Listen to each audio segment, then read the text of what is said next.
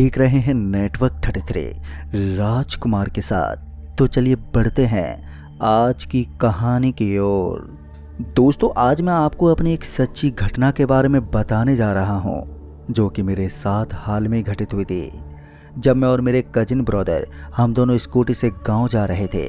हम दोनों को स्कूटी से लगभग 350 किलोमीटर का सफ़र तय करना था। उस सफ़र के बीच हमारे साथ एक बहुत ही बड़ी घटना घट गई।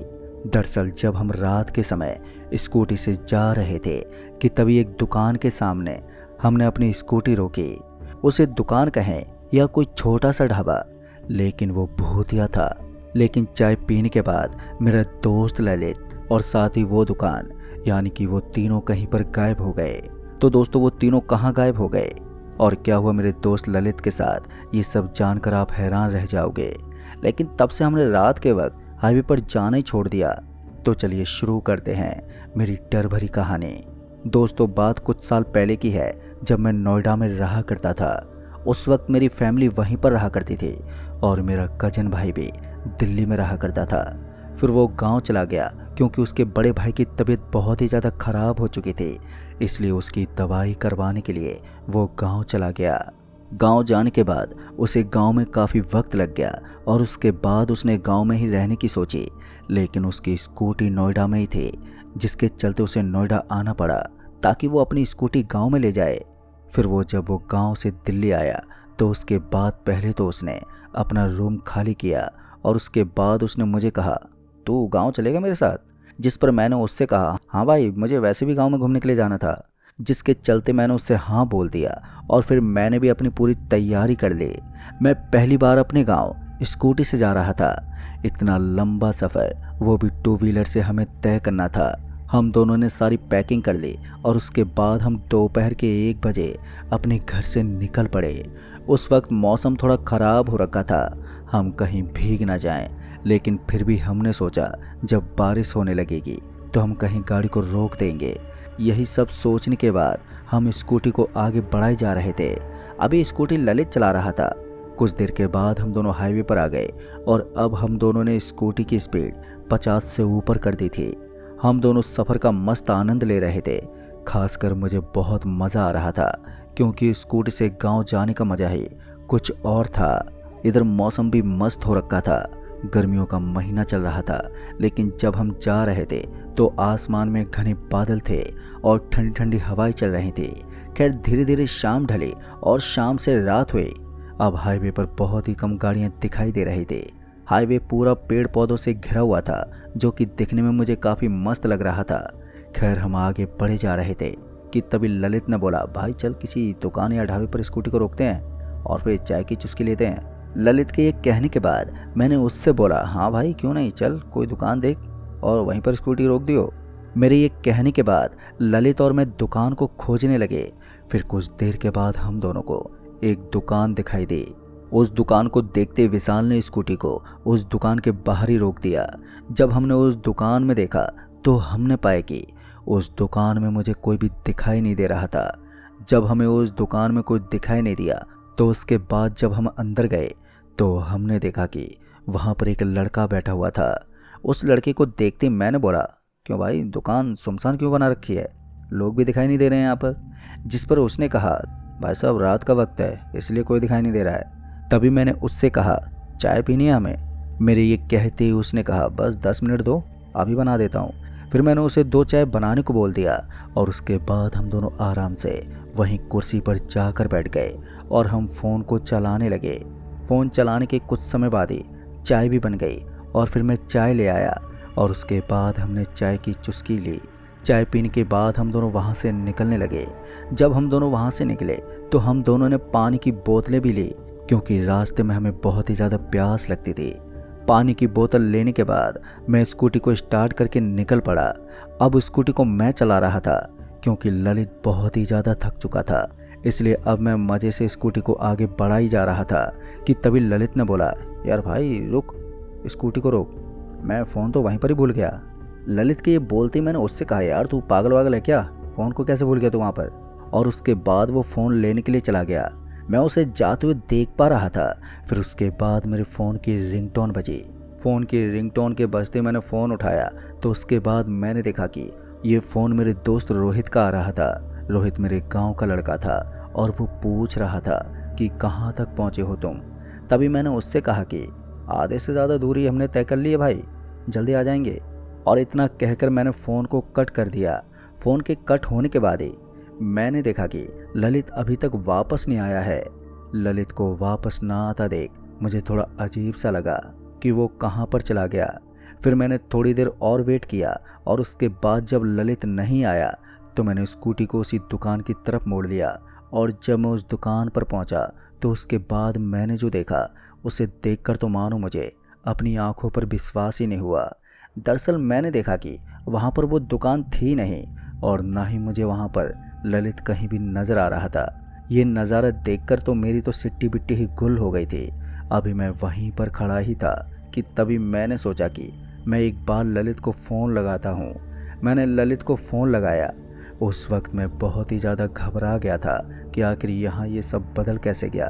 जब मैंने ललित को फ़ोन मिलाया तो उसके बाद मैंने देखा कि वहाँ पर एक कच्चा रास्ता बना हुआ था। उसी कच्चे रास्ते से ललित के फ़ोन की रिंगटोन की आवाज़ आ रही थी। उसके फ़ोन की आवाज़ को सुनते ही मैं हैरान हो गया कि इस कच्चे रास्ते पर ललित क्या करने गया है। मैं उसी वक्त स्कूटी को वहाँ पर खड़ा करके मैं उसी रास्ते पर जाने लगा। जब मैं उस रास्ते पर गया तो मैंने देखा कि वो रास्ता काफ़ी ज़्यादा डरावना लग रहा था, लेकिन इसके बावजूद भी मुझे उस रास्ते पर जाना ही पड़ा। मैं बार बार उसके फ़ोन पे कॉल करे जा रहा था ताकि मुझे उसके फ़ोन की रिंगटोन सुनाई दे।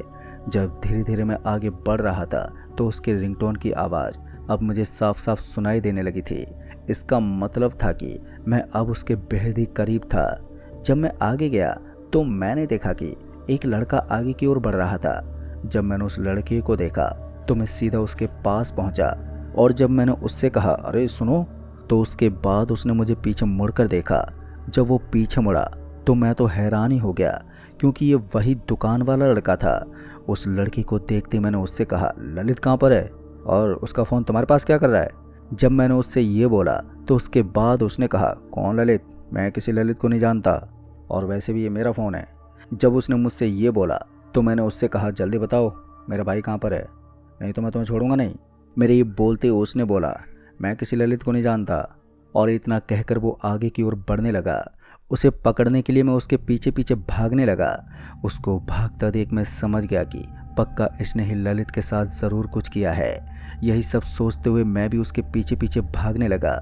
और जब कुछ देर के बाद मैंने देखा कि वो एक गांव के अंदर घुस गया। जब मैंने उसको गांव के अंदर देखा तो मैं भी उसके साथ उसी गांव में घुस गया। जब मैं उस गांव में गया तो मैंने देखा कि अब वो गायब हो गया था। मुझे वो कहीं भी दिखाई नहीं दे रहा था। वो गांव पूरी तरह से खामोशी से पसरा हुआ था।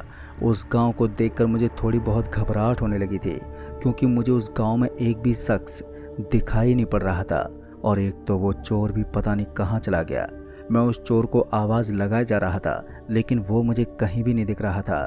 अब मुझे समझ में नहीं आ रहा था कि मैं यहाँ पर उस चोर को कैसे ढूंढूं क्योंकि वही मुझे ललित का पता बता सकता था। अभी मैं गांव के अंदर ही जा रहा था कि तभी मेरे कंधे पर किसी ने हाथ रखा और जब मैंने घबराते हुए पीछे देखा तो मैंने पाया कि एक बूढ़ा आदमी मेरे पीछे खड़ा हुआ था। और उसके बाद उसने बोला तुम कौन हो और यहाँ पर क्या कर रहे हो। उसके ये बोलते ही मैंने उससे कहा कि मेरा भाई ललित कहीं पर खो गया है। जब मैंने उस बूढ़े आदमी को सारी बात बताई तो उसने कहा कि वो दुकानदार कोई इंसान नहीं है बल्कि भूत है। वो तो कब का मर चुका है लेकिन उसकी आत्मा और दुकान रात में सबको दिख जाती हैं और जब कोई भी उसके चक्कर में फंस जाता है तो उसका बचना बहुत मुश्किल होता है। और फिर उस बूढ़े आदमी ने आगे बताते हुए बोला कि तुम्हारा भाई एक ही जगह पर मिलेगा, तुम्हें उस दुकान के पास जाना होगा और वहीं पर पास में एक पुराना घर होगा, उसी घर के अंदर तुम्हारा भाई मिल सकता है। अगर तुम्हारा भाई वहाँ भी ना मिले तो इसका मतलब अब वो कहीं नहीं मिल पाएगा। दोस्तों उस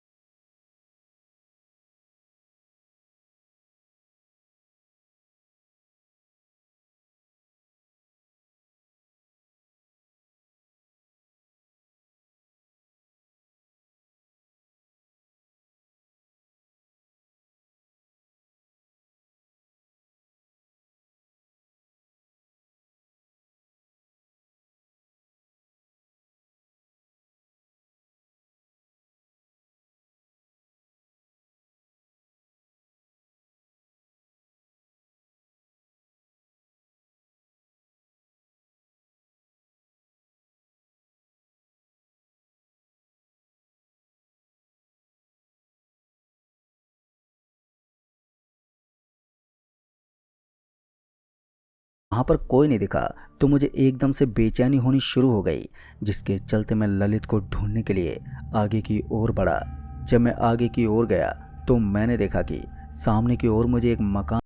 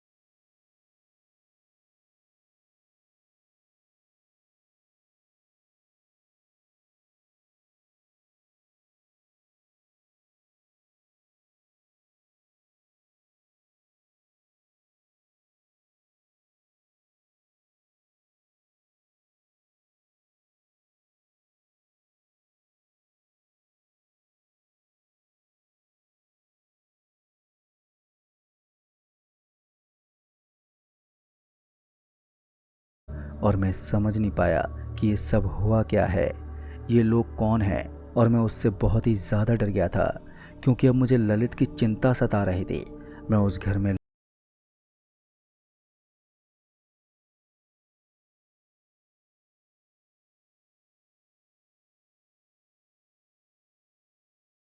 बहुत ही ज़्यादा घबरा गया, जिसके चलते मैं ललित के पास गया। जब मैं ललित के पास गया तो मैंने उसे उठाया और उसके बाद मैंने कहा, चल भाई जल्दी उठ। और उसके बाद मैं ललित को लेकर के उस घर से बाहर आने लगा। ललित की हालत जख्मी थी, जिसके चलते मैं उसे आराम से बाहर लेकर आने लगा। अभी मैं उसे बाहर लेकर ही आ रहा था कि तभी मैंने देखा कि जो दो लाशें वहाँ पर पड़ी हुई थी, अब वो लाशें मुझे कहीं भी नज़र नहीं आ रही थी। मैं अब बहुत ही ज़्यादा डर चुका था और मुझे कुछ भी समझ में नहीं आ रहा था कि मेरे साथ ये सब हो क्या रहा है। लगता है हम बहुत ही ज़्यादा बड़ी मुसीबत में फंस गए हैं। खैर इसी बीच ललित की आंख खुल गई और उसके बाद उसने कहा, हम कहाँ पर हैं? उसकी कहती मैंने उससे कहा, तू ठीक है ना भाई, तुझे कुछ हुआ तो नहीं है? जब मैंने उससे ये बोला तो उसके बाद उसने कहा, भाई मुझे जल्दी से यहाँ से ले चल, नहीं तो मैं मर जाऊँगा, वो दुकान वाला मुझे मार देगा, तू जल्दी से मुझे यहाँ से ले चल। उसके ये कहते मैंने उससे कहा, हाँ हम निकल ही रहे हैं, बस तू चिंता मत कर। और ललित के इतना कहने के बाद मैं उस घर से बाहर निकल आया। जब मैं उस घर से निकला तो मैंने देखा कि वहाँ पर पूरी तरह से खामोशी पसरी हुई थी। दूर दूर तक मुझे कोई गाड़ी और इंसान भी दिखाई नहीं दे रहा था, जिसके चलते मैं ललित को लेकर के आगे की ओर बढ़ने लगा। अभी हम आगे ही बढ़े थे कि तभी मैंने देखा कि वो दुकानदार हमारे सामने आ गया और उसके बाद उसने बोला, अब तुम नहीं बचोगे। जैसे उसने ये कहा कि तभी हम दोनों की सांसें एक पल के लिए रुक सी गईं। अपनी मौत सामने दिखाई दे रही थी। हम दोनों डरे सहमे चुपचाप से उस दुकानदार के सामने खड़े ही थे कि तभी वो हमारी तरफ आने लगा। उसको अपनी तरफ आता देख हम दोनों की डर की सीमा और भी बढ़ने लगी। अभी हम दोनों वहीं पर खड़े थे कि तभी सामने से हमें एक रोशनी आती हुई नजर आई। उस रोशनी को देखते ही हम दोनों को थोड़ी राहत मिली। जब वो रोशनी हमारे पास आई तो हमने देखा कि वो एक गाड़ी थी। जब वो गाड़ी हमारे पास आकर रुकी तो वो दुकानदार हमारे सामने से गायब हो गया और उसके बाद हम दोनों सीधा स्कूटी के पास पहुंचे और स्कूटी को लेकर हम सीधे वहां से अपने घर आ गए। और जब हम घर आए तब जाकर हमारी जान में जान आई। दोस्तों वो रात हम दोनों आज तक नहीं भूल पाए हैं। तो दोस्तों इस कहानी में बस इतना ही। कहानी आपको पसंद आई हो तो वीडियो को लाइक शेयर कमेंट ज़रूर कर दें। तो मैं आपका दोस्त राजकुमार जल्दी ही मिलूँगा ऐसी एक और बहुत ही डरावनी कहानी के साथ। तब तक के लिए बाय एंड टेक केयर।